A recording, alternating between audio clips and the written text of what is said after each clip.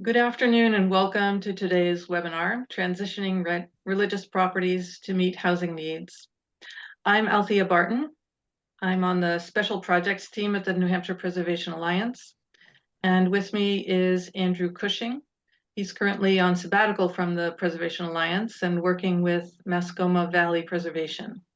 Our colleague, Becky Howland, will be helping manage the Zoom. So thank you all for joining us today. A bit of housekeeping first, as usual. As you can see, we are recording this session. Your participation today will help us create a useful recording for others to view later. If you have any questions, you can type them into the chat. We'll have time for Q&A at the end of the session. Otherwise, please mute yourself if you haven't yet. And if you want to see the speakers, you can set your view to speaker mode. The New Hampshire Preservation Alliance is the statewide nonprofit that helps people protect and revive historic buildings and places to strengthen communities and stimulate local economies. And this is our 40th anniversary year. For decades, we have helped people protect and revive their historic religious properties. Many faith groups are thriving, but others are struggling to maintain older buildings with aging and dwindling congregations. At the same time, the state is experiencing, as everyone knows, widespread housing shortages, and this causes ripple effects throughout communities and the economy. So today we're going to look at the intersection of these two trends and explore ways to reimagine former religious buildings and land into new homes of all sizes and styles. We'll look at several case studies from our recent publication, Transitioning Religious Properties. This guidebook includes lots of useful information and a decision-making framework for congregations and other useful tools for anyone who's involved in this kind of effort. We will be doing a second Zoom webinar soon on financial tools and fundraising strategies for congregations, nonprofit organizations, and for-profit developers. We haven't set a date yet, so stay tuned for more information on the next webinar. On the Zoom today, we have a few of the many great people who have helped spearhead some of the successful projects in the state, in the case studies in the booklet. They include architect John Jordan, executive director of Dover Housing Authority, Brian Crosby, and Benji Ambrogi, who is the chief financial officer of the Episcopal Church of New Hampshire, and others. We'll be describing their work in the next hour, and they'll be available to answer your questions when we open it up for Q&A at the end. Again, you can put your questions in the chat, and please mute yourselves for now. And you're welcome to unmute and have a chat with us later on in the program. The program runs about an hour, and that includes time for Q&A.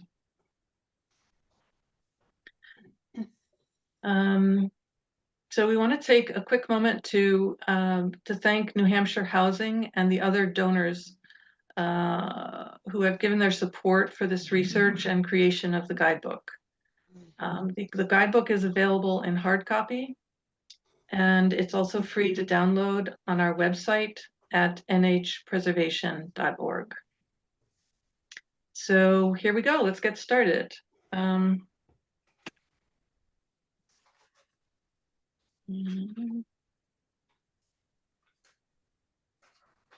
So, Andrew, would you like to set the stage for the conversation? Yeah, we'll set the stage. So like Althea mentioned, the Preservation Alliance for decades now has been helping community groups, including congregations, think about how to preserve the building in which their congregation might still be actively worshiping, or thinking about transitioning out of their church. And I think we're all familiar. We can probably think of a church in our towns that have been for sale recently. And I kind of just picked 7 or so on the screen from churches that we've been, received phone calls about or have been involved in reuse plans for it. New Hampshire is one of the least religious states in the nation. Consistently, the Pew Charitable research group says about 19 to 25% of New Hampshireites attend church regularly, or attend church, period. So it's a fairly low percentage. And yet most of our towns have one or more church buildings.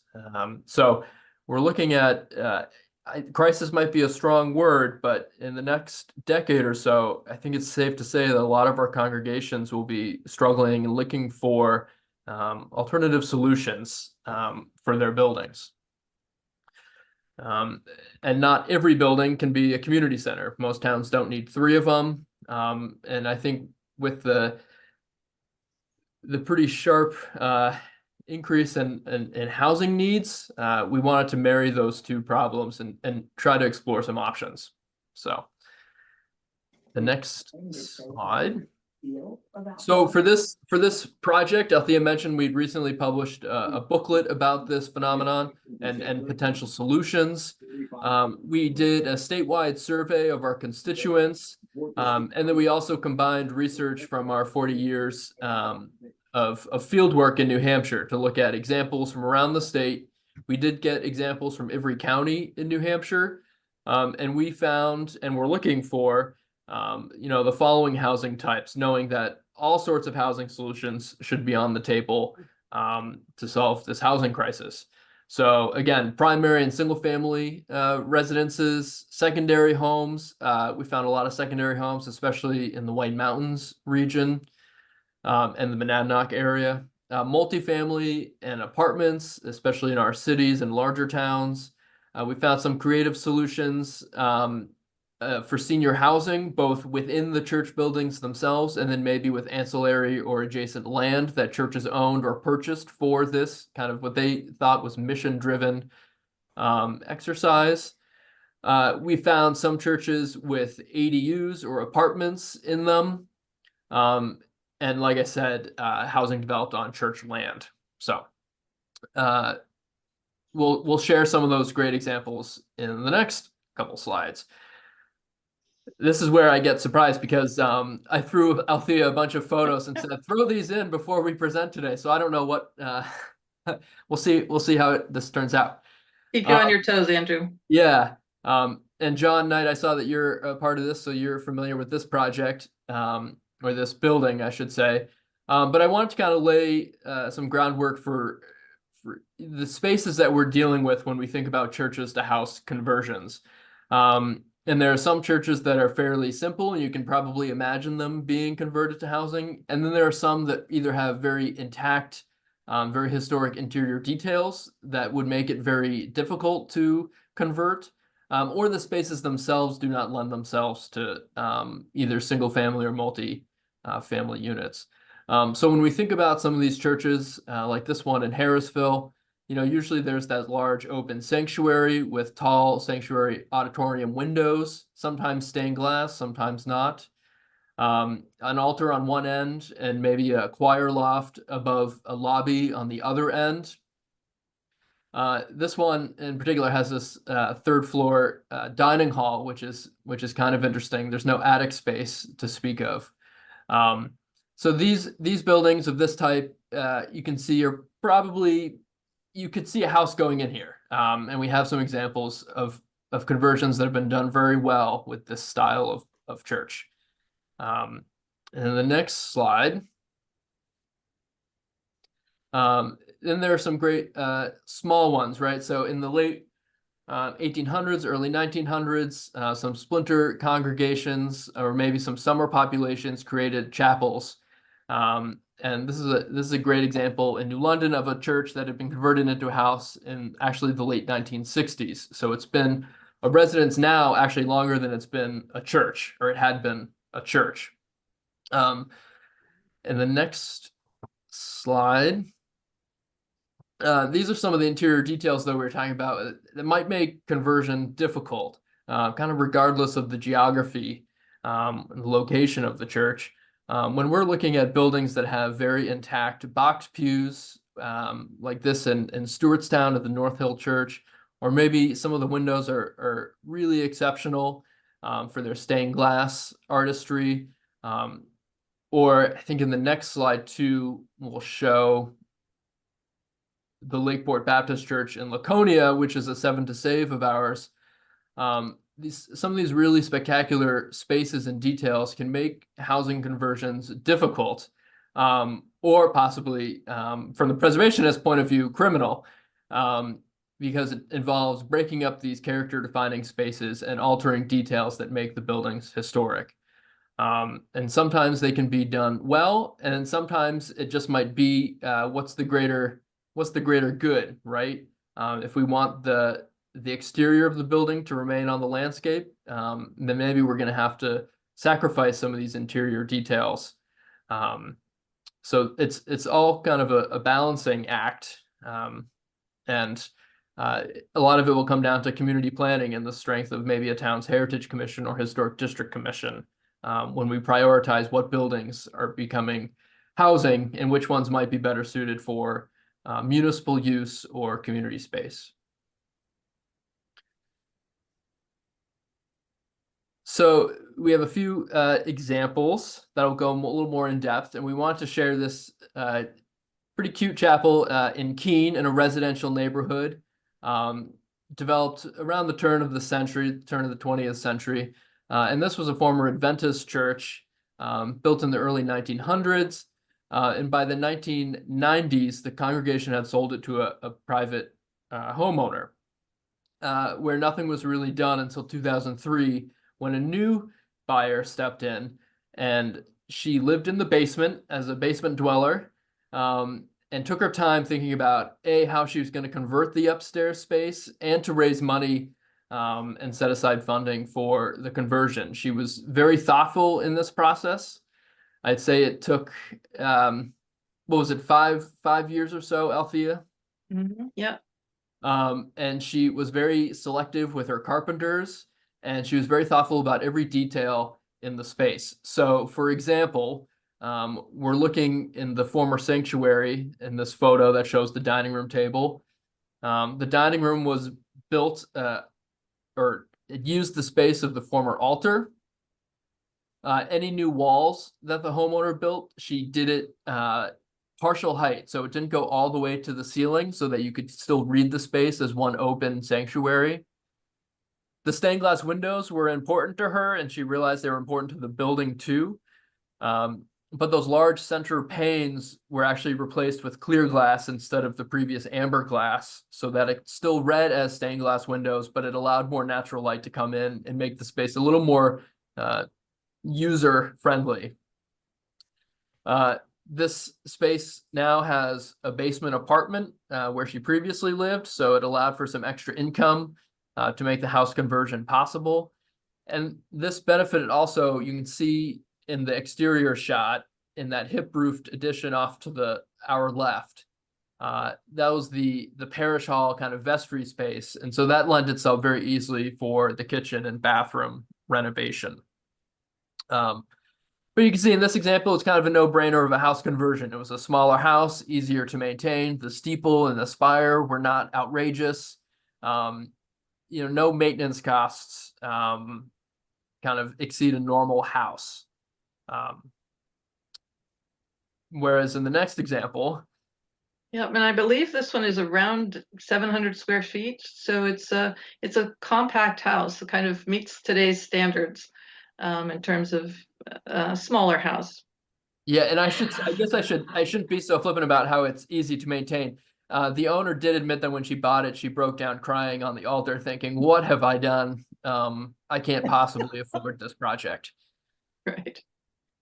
She seems happy now, though. She seems happy now. Yeah. Yep. This is one of my favorite examples. This is in Canaan, in a local historic district, Canaan Street. And this is an 1840s Methodist church that by the 1950s, the congregation had left. They had merged with another Methodist church in downtown Canaan. which I should add is now also merging with the Enfield Methodist Church, and so the Canaan Methodist Church will be available soon. But on Canaan Street, this 1840s church by 1950s became part of Canaan College, kind of a short-lived mid-century college, and it was used as their auditorium. They did some art shows. And then by the 1980s, when a previous owner was about to foreclose on it, this homeowner stepped in, and they, like the Keene example, used the basement as an apartment space as they kind of thought and saved for how they were going to transform the upstairs sanctuary into their house. And in this case, this is a church that has dimensions even larger than the Chesham example that I gave earlier. We're looking at 40 over 40 windows, very tall ceilings, covered in tin. The homeowner worked with a local interior designer, guided by some historic preservation experience the homeowner actually had from the UVM preservation program. So this is kind of an exceptional example. But in this case, they floored over 2/3 of the front of the building to create this second floor space. And you can see from the inside shots that they built these window wells around the 40 over 40 windows. And upstairs allowed for the kind of this interior wall space that could be used for light and then built-ins. And this rear third of the space was then used for the kitchen, bathroom, and dining room, where you get those soaring windows. Some pretty dramatic real estate photos we get to share with you. The homeowner was pretty blunt in that this was, it took a lot of time and a lot of patience to find the right carpenters, the right bankers to provide the construction loan, the right building appraisers to be able to find comparable properties. The septic was a challenge, putting in a new septic system on a pretty tight lot. So they had a lot of meetings with Department of Environmental Services.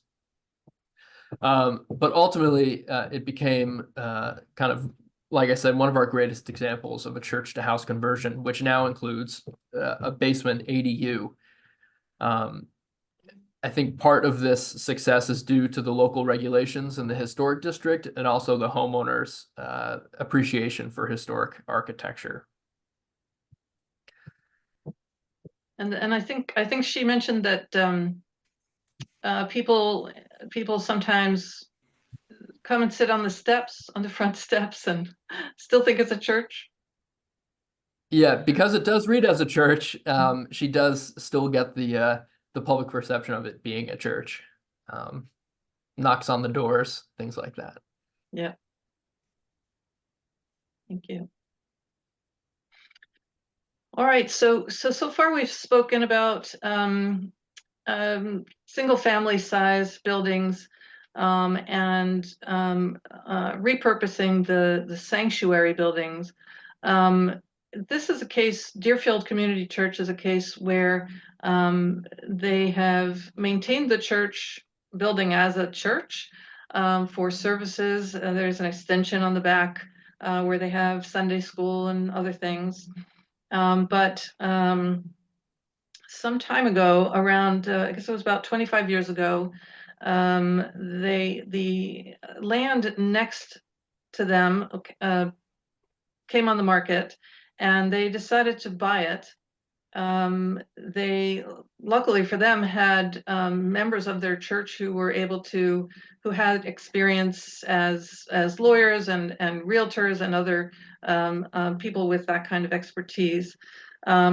So they purchased the land. They debated for a while about what to do with it, and in the end, I think their quote was, "Jesus was born in a stable because there was no affordable housing." So the congregation ultimately decided to keep about 5 acres of that land around the sanctuary, so that they could extend their activities and sell the rest to create new affordable housing for the town. They worked with the town planning board, they created a senior housing overlay district, and they sold 15 acres to Southern New Hampshire Services, which is a community action program um, serving those counties. And a developer developed 20 new units of senior housing. The picture you see on the right, the red building, is a community center, and the senior housing is kind of in a circle around that building. So it's an example of using surplus land to serve the community in a different way. And that leads us to our next example. So this is Christ Episcopal Church of Portsmouth. You may have heard about this project. And we have Benji Ambrogi here today, as I mentioned, from the Episcopal Diocese. Again, he's ready to answer questions during the Q&A if you have any, but I'll give you the basics. So this is a 3.5 acre property. The church, I would say, is kind of a medium-sized church. There's also a parish house on the land, but most of the land is unutilized at this point. It's a kind of suburban, or it's the setting is on a busy road. It's on Route 1 in Portsmouth, and the church was built in 1963. Again, the membership was struggling, and the parishioners and the leadership decided that they wanted to be a part of the solution to the Seacoast's housing shortage. So they formed innovative partnerships with area agencies to make that happen. If you look at this site plan, and Benji, if you want to jump in at any point, just let me know. But sure, I'm happy to do that, Althea. This site plan is the proposed development, but the current condition is essentially the church building, and then the rectory, this house that Althea mentioned. And the church realized, as she said, that there's a lot of extra land that could be used. And so we started off by talking to various community development corp. There's some agencies out of Boston we talked to, but then we discovered Portsmouth Housing Authority, and they were very, very interested in this property. And then in part of those conversations, they knew about this organization called Haven, which helps with victims of domestic violence, who was looking for a headquarters and also to build some transitional housing. And supporting an organization like Haven was squarely within the church's mission. So they were super enthusiastic about partnering with them. And so now what's going to happen is this church building you're looking at in the photo, which is the structure on the left half of the plot, is going to be largely preserved on its exterior shell, but in addition built to the north that will provide this transitional housing component. The church itself, the worshiping community, is going to move out of the church and move into the rectory house. And actually, it isn't shown on this plan because it came about after this was submitted to the planning board, but there's going to be about 1,000 square foot addition built onto that house to create a nice worship space. It's a small, fairly compact space for 20, 30 people on a Sunday. And that, it's really helpful for a congregation to have a right-sized worship space. It just makes it feel much more like fitting to the group. And then PHA is going to build this 44-unit apartment building, which is between the two. And you can see that rendering in the lower left-hand corner. And so, and there's also some potential childcare space in the basement of the church that we're hoping to dig out part of the land on the north side and basically create a walkout space so that it has more daylight. It doesn't feel like you're in a basement of a building. So 4 entities: a daycare, Haven, this apartment building, and the church. So it's a lot of people involved. It's a very complicated project that way, but it is a really creative way. And we've gotten incredible response from the community. And by the way, in the center to the right, you'll see some trees and this faint rectangle. That is a African-American burial ground from back in the day when the Langdon family, who originally owned the property, that's where they buried their slaves. And so that ground exists. That's actually one of the stops on the Black Heritage Trail, but we plan to renovate that space and really highlight it as a historic space. So that's another exciting component of the project. So I think that's the basics, and we can, when we get to questions later, I'm happy to answer any. Thank you so much, Benji. That was wonderful. And the new apartment building will hold, I think you said 40 some units? 44 is the current plan. Yep. Yeah. Yeah. And there's 7 transitional housing units for Haven that are attached to the church building. Right. Right. It's a great project. I know a lot of people have been interested in watching it develop. Thank you.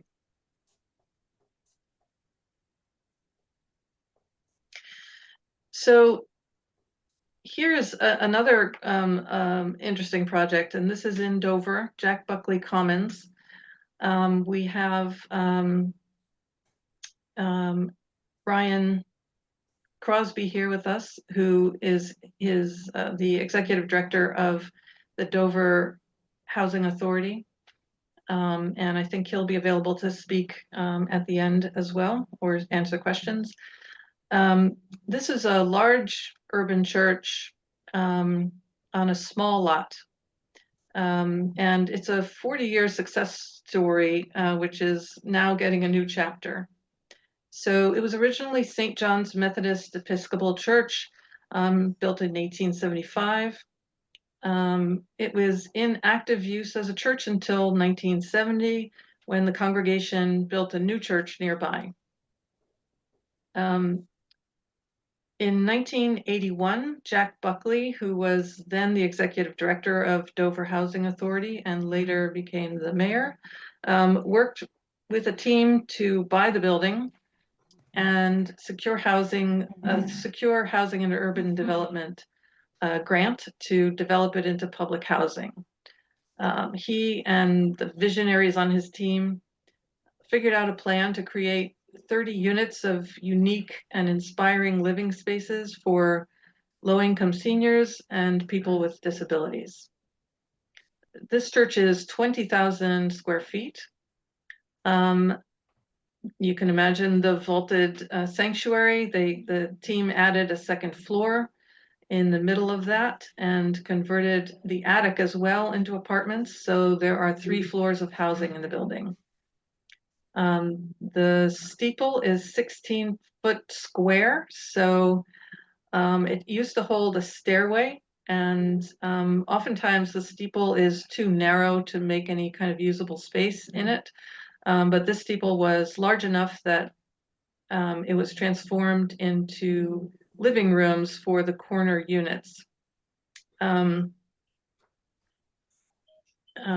When Ryan described this property, he said it's really some of the best public housing you can imagine, because it's all unique and has a lot of meaning to the community as well. The site did have some problems. There is no on-site parking, and there's also a cemetery in the side yard, which is kind of an interesting feature.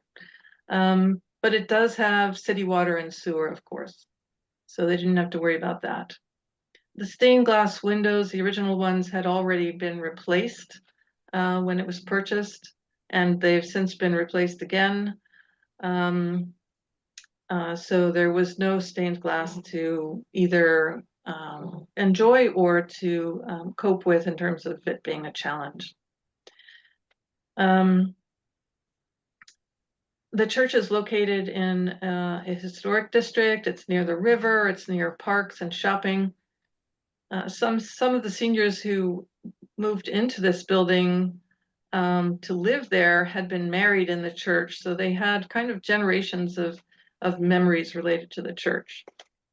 And some have spent their whole old age in living in the building. So the challenge for the housing authority, though, has been that it's been hard to do maintenance on the apartments and upgrade them with all the tenants living in them. It's not like a market rate apartment building where as people move out, you can fix the apartments up and then they move back in. So over the past year or so, his team has relocated every resident who was living there into other public housing temporarily, and they're doing a complete renovation. They're doing renovations while the building is vacant. And then they will move everyone back into their original apartments. So that'll be quite a day. Right now they're replacing the elevator, improving insulation, repairing windows, adding custom storm windows, repairing the slate roof and repointing bricks, and updating the kitchens and baths and refreshing the common areas. The building was renamed Jack Buckley Commons after the guy who kickstarted the great project. So if you're involved in a project, you never know, maybe someday you'll have a building named after you. And it's a really great example of a long-term preservation success that has served the community well. The project is scheduled to be completed by the fall. So let's look at another one. Althea, if before you move on, I just wanted to say that, Yes, hi, Ryan. hey, Ryan Crosby, Dover Housing, thanks for that. That was a really great and accurate summary. We are excited about wrapping up this project. We've got a new elevator, Otis elevator, put in the first elevator replacement we've done since it was initially built in the 80s. The local number 4 union out of Boston, which just personally, I like the fact that it's a union contract and we've got a good solid union that's doing this. 22-year-old tradeswoman was telling me about what a great opportunity she's had with the elevator union. So it was just fascinating to see that. And then we've had a slate company that's been in business for over 100 years. Actually, the grandfather started the company and the grandson is now running it. And that's who's doing our slate on the roof. I don't want to give their name yet because they haven't finished. So I don't want to, jury's still out on if it's going to be a complete success, but it looks like it's going to be pretty good. And then most of the windows over the last 40 years have kind of rotted out around the frame, and we get some complaints about that. So we're taking this opportunity to do a full replacement around all the window frames and replace the windows that need it, which is most of them. So using we receive a capital improvements fund from HUD every year to maintain our public housing or anything that's under like what they call Section 9. So Section 9 funding for capital has been used to maintain this property for about 40 years. And as I'm sure you've seen from most of the news lately, there's some significant cuts to HUD, including HUD funding. So things like how do we maintain beautiful historic buildings like this? You know, when we think about HUD, we think about like massive housing projects in like, you know, San Francisco, Chicago, LA, stuff like that. But this is the same pool of money that funds things like this 40 years worth of, you know, generational housing that we've had for the seniors. So those cuts hit everywhere, including historic properties like this. So we're just happy we're able to come in right under the wire with the existing money that we have and do this renovation. So really nice of you to have us in this as a success story in the recent publication. So thank you very much for inviting us. Thank you, Ryan. And thank you for all the work you're doing now.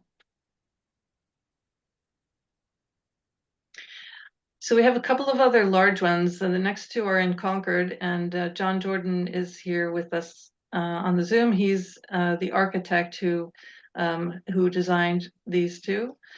So this is Circa. It just opened. John brought us in for a tour recently. There are 30 market rate apartments in this building on 3 floors. They're I think all 1 and 2 bedrooms, 450 to 850 square feet. The building is a former First Congregational Church. It has 3 main parts. There's the main sanctuary, built in 1874, and then over the decades, there is a middle section built in the 1930s, and then a rear section built in the 1960s as a Sunday school when the congregation was at its peak.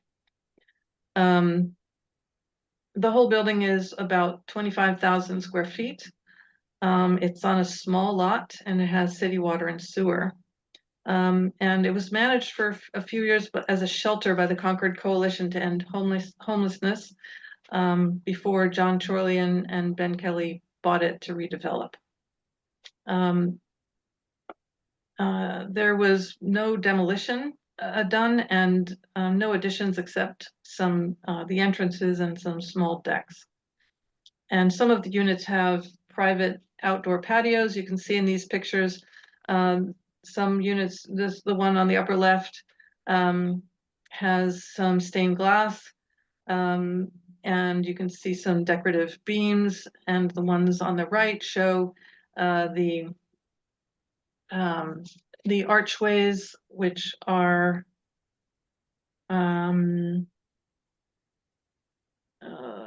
I know what those are made of. Anyway, they're not wooden archways. They're all painted like that, and you see some arched windows as well. So most of the apartments have some really nice features that make you feel like you're in a church, as well as being kind of sleek and modern, as you see in the lower left, with new cabinetry and such.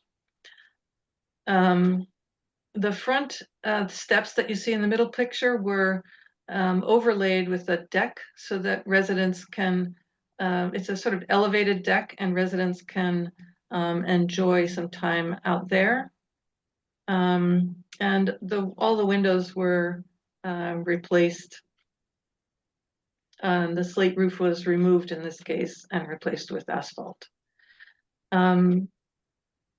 This size building, and John can tell us more about this later. John, I'm going to pop you in at the sort of in a little bit to show when I show some of your sketches, if that's okay with you. It has some long interior hallways because you want to maximize windows in the apartments. So the long hallways down the middle are mostly without windows, except maybe at the end. And the inside is decorated with black and white photos of the fires that happened in this building over the years that nearly destroyed it. And the arches are cast concrete.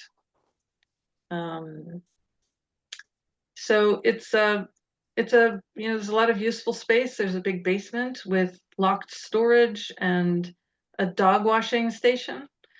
It's on a busy city street, but it was very quiet inside because the walls are so thick. It was nice and quiet. So it's the kind of place that would appeal to maybe people moving from another bigger city who are looking for kind of a funky, modern yet historic space.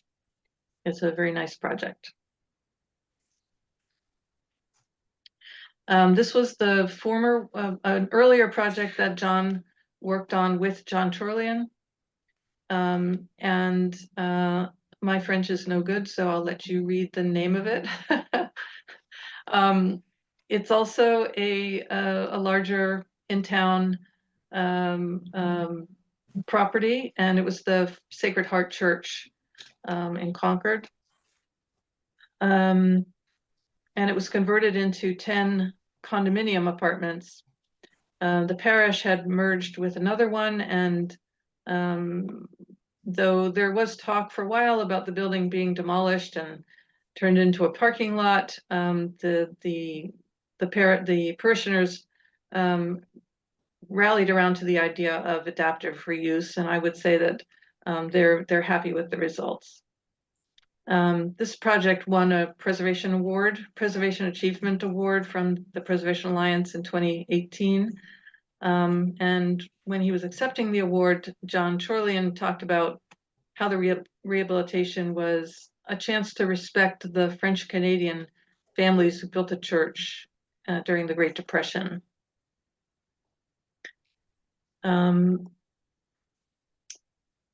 Let's see, the sanctuary ceiling in this building was 50 feet high. So again, they added a second floor, creating 2 levels. with living areas and ceilings that range from 90 to 30 feet tall.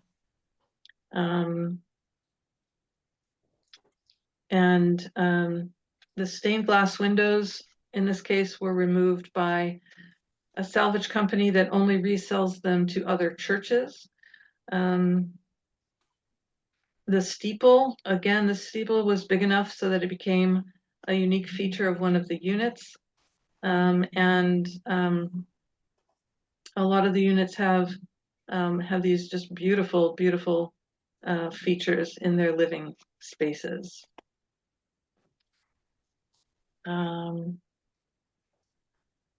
Another feature that I noticed about this one is that John arranged it so that some of the units have the bedrooms on the first floor and living space above, so that you have the stained glass and other things, other features in your living space as opposed to just waking up to it in the morning.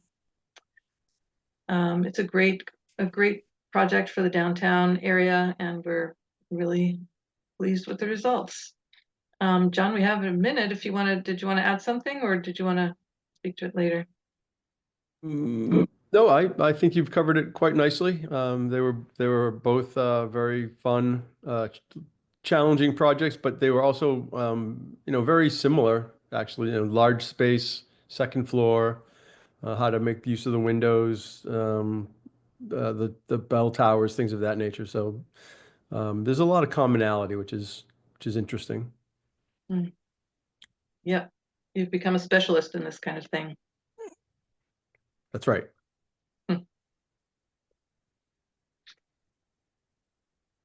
So I just wanted to show these pictures very quickly. This is a building in Newfields, and it was a church for 100 years, and then in the 80s it was converted to housing, and then they had a fire which destroyed the interior, the second floor interior. So they gutted it, and to me it just shows how you can appreciate the original timber frame construction, the original design, and then the picture in the upper left shows some of the new timber frame they're putting in to create the second floor. And in this case, they left it exposed so that you can appreciate both the old and the new. Of course, that timber framing, the new timber framing is using traditional techniques. So it matches at the same time that it stands out in a new way. So, and these are a couple of John Jordan's drawings. John, did you want to take a couple of minutes to walk through like what these are and how you go about thinking about properties like this? Yeah, I think these were on the I think a couple of examples that you had sent out of a few other ones, and we kind of picked various sizes, but still on the relatively smaller size for buildings, and started thinking more about what can happen for a smaller multifamily, which in this case we're looking at 2 duplexes, and in my mind I try to I try to have simple solutions. So, both of these, the units are, they're not quite mirror images, but I do like to kind of solve the puzzle that way, if it's possible. That way you can, gang up utilities, have things in common spaces that go together. Certainly on a lot of these buildings, there are oddball things that, so you're not just duplicating things, but I try my best to kind of have an order to things, and a way of looking at the space that starts to make some sense. So in these 2 examples, one of the buildings happened to, lend itself to splitting it the long way, and one of them was better off splitting it the short way. So it's just small common sense kind of things that I like to start with, to kind of give me a point of departure to see what is possible in these buildings. So these 2 were kind of, I thought, worked out pretty nicely for what they were. The sites are always very different, and I think, as Althea said, sometimes either they were built originally on like a leftover piece of land, so there's not much around them, or over time, the land that they did have was kind of cut off and sold. So often there's not even room for a driveway or to park a couple of cars. So that's another kind of challenge, as well as she mentioned, utilities. Some of these are sitting in a city, so the utilities are kind of no-brainers. But in that one example, Andrew talked about leach fields and septic, and so that all takes up space. So it is interesting to kind of try to come up with a model for a certain size building, but the reality is, there are similarities, but each building is in a unique spot. So that also informs what can and cannot happen too, and the attitude of the community and all kinds of things are important to the mix and to the success of these things. But Right, right. encouraging So- folks to take a look at it and not be scared is kind of what we're trying to do, Right. as tough as they can be sometimes. So as someone is sitting on a pew looking up and wondering, how could this be a house, or how could this be a multifamily house? This kind of drawing can give them a sense of what to start thinking about. And we have also, this is the basic scheme for the Sacred Heart Church, right? This is the Yep. 3 floors on the left. What do you call that? A cross section.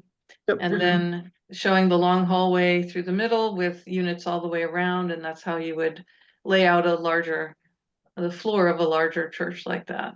So Right. I mean, these are helpful to see. they tend to lend themselves to a double loaded corridor for the most part. The first Congregational had a couple of different additions and whatnot, but for the most part, you're going right down the middle and you're accessing the sides where the windows and light are. Hopefully, some of the windows are kind of small and some of them, but Yeah, they're either too big or too small sometimes, but it's kind of the way it's been. Yeah. yeah. Great, thank you very much. Sure. So now we'll turn it back to Andrew. Yeah, just a summary, and we want to leave time for question and answers, but these are some of the common themes we saw when we looked at successful conversion projects, and John and everyone else can interrupt and add some. But we did talk about, the site, whether it's too small, if you have to acquire more land, if it's in a rural area for septic and well and parking, or even downtown if there's certain zoning restrictions, which zoning is part of this conversation as well. Stronger real estate markets do help, both kind of increasing the demand for any sort of housing, but also some of these conversions take a lot of capital. And because they're non-traditional, you might not be getting, the bank loans and stuff that might accompany a more traditional project. The simpler buildings obviously lend themselves. We saw that in Keene and to some extent in Canaan. But if there's elaborate spires and steeples and stained glass windows and maybe ornate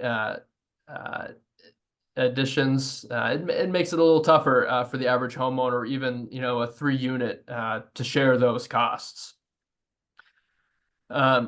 Churches that have a lot of deferred maintenance, which is a fair number of congregations who are struggling with membership, and they just don't have the ability to put a new coat of paint on every side of the building so many years, those costs end up coming to the cost of that housing unit.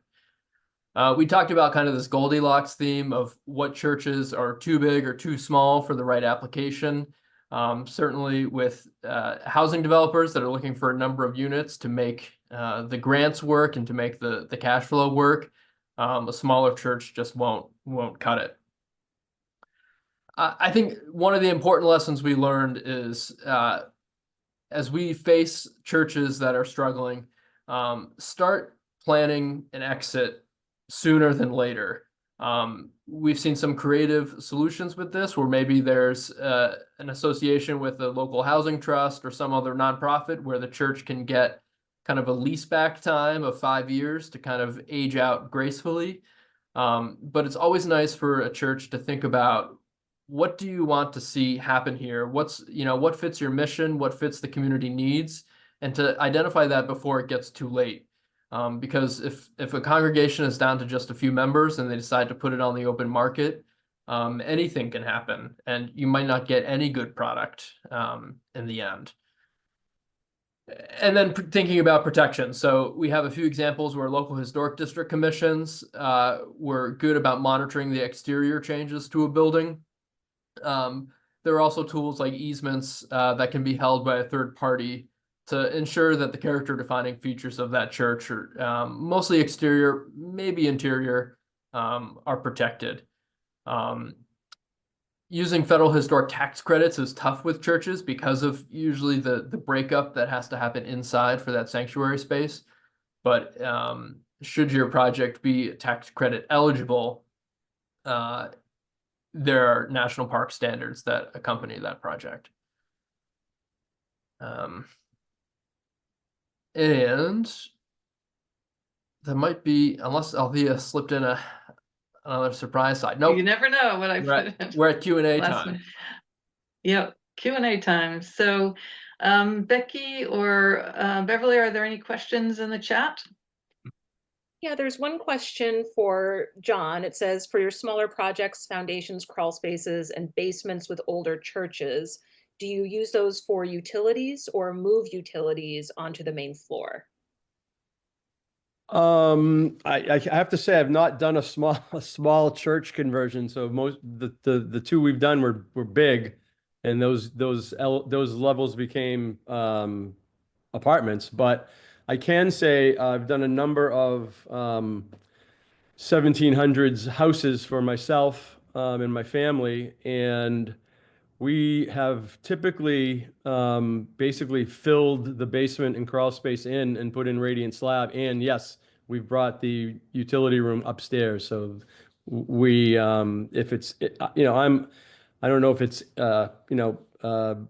a bad thing for preservation, but usually there's a partial basement and then there's just crawl spaces filled with raccoon nests and all kinds of fun stuff, and nasty ductwork and rusted pipes and frozen pipes. So it just seemed to me like a no-brainer. If you're going to save an old building like that, and it's not a full basement to begin with, we've had great luck just kind of biting the bullet and filling, and then you end up with a nice radiant slab, and you're not sticking your furnace down in a basement where it starts to rust on day one, and you're not battling trying to insulate a crawl space and battling mice and all kinds of other stuff. It's kind of I'm not going to say it's a magic bullet, but it's pretty close.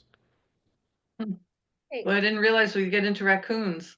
It sounds like we have to do another webinar about basements and utilities space. I could show you some pictures. Yeah, I'm Wow. sure. They poop a lot. Becky, was there another one? Yeah, we do have another question.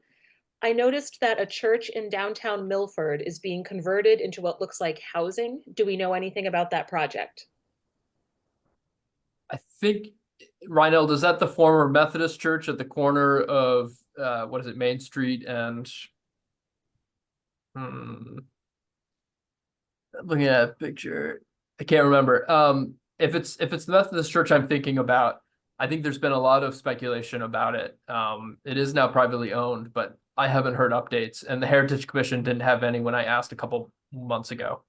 Right. It's right behind Town Hall. I think we're probably talking about the same church. Yeah. Yeah. I was just curious. Also, Gethsemane Lutheran in Manchester just sold for $1 million, and they were lucky enough to get a congregation in there, I believe. But I was looking into helping them out with some housing on that, but they didn't end up needing it. I'm not sure who's moving in, but there is another congregation moving in. So Yeah. sometimes they get lucky like that. So thank you. Thank you. Yeah, there's no more questions in the chat, so I don't know if you wanted to open it up, or I know you had a few things to share possibly. Yeah, I have a few things to share. At the end, does anyone want to have any closing statements or anything else you wanted to share, John or Brian or Benji? Sure, the one thing for people considering is that the learning for us, and the Christchurch property is a big project. We've done some smaller things with working with a local developer and carving off a parish hall that's been turned into housing.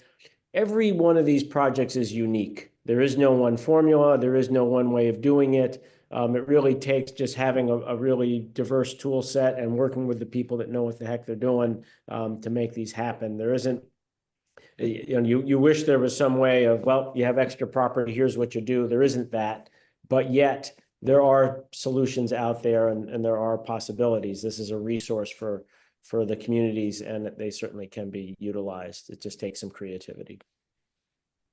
Yeah, that's a great. I would That's a- add, I mean, as Benji can attest, it's also sometimes not just the congregation involved, right? It's the conference above you or the diocese above you that gets to make the decisions of what happens to these buildings next and who you sell them to. So, and I know Jordan's been involved with diocese decision making in terms of what details get to stay in the church and what gets pulled out. So there's a lot of cooks sometimes in these kitchens.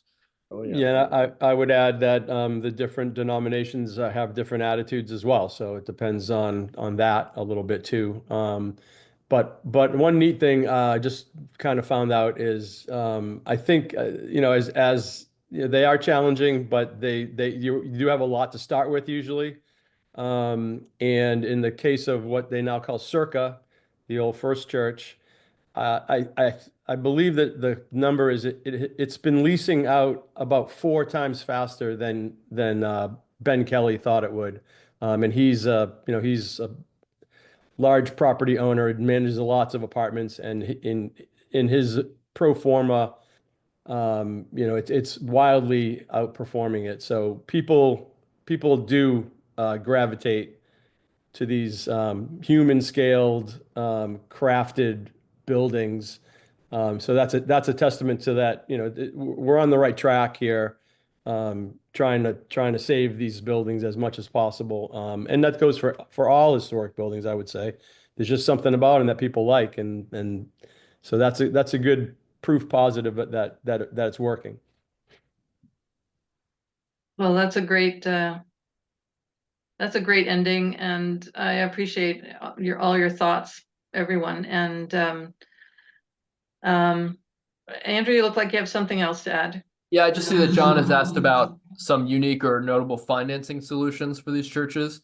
And yeah, so I think in part 2, we're going to be talking about what are those resources for groups like Historic Harrisville or developers like John Chorlian.